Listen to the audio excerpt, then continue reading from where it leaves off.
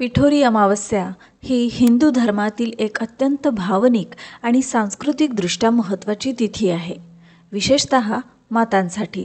पिठोरी अमावस्या ही श्रावण महिन्यातील अमावस्या तिथीला साजरी केली जाते.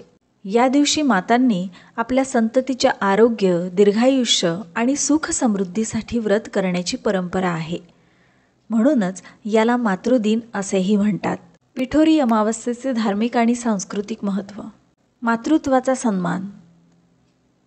या दिवशी स्त्रिया आपल्या मुलांसाठी उपवास करतात आणि विशेष पूजा देखील करतात. वंशवृद्धीची कामना.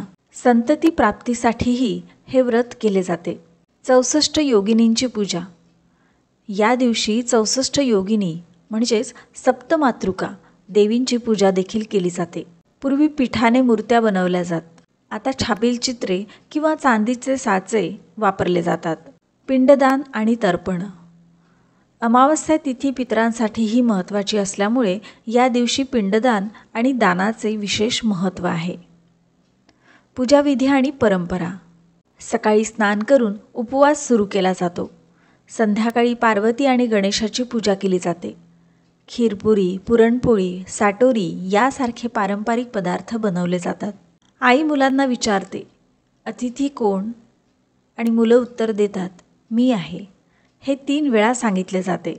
त्यानंतर आई मुलाच्या कपाळावर कुंकू लावते, अक्षता टाकते आणि आशीर्वाद देते. पिठोरी अमावस्या केवळ धार्मिक विधी नाही, तर ती मातृत्वाच्या नात्याचा सन्मान करणारा दिवस आहे. ही परंपरा स्त्रीच्या भावनात्मक आणि सांस्कृतिक भूमिकेला अधोरेखित करते.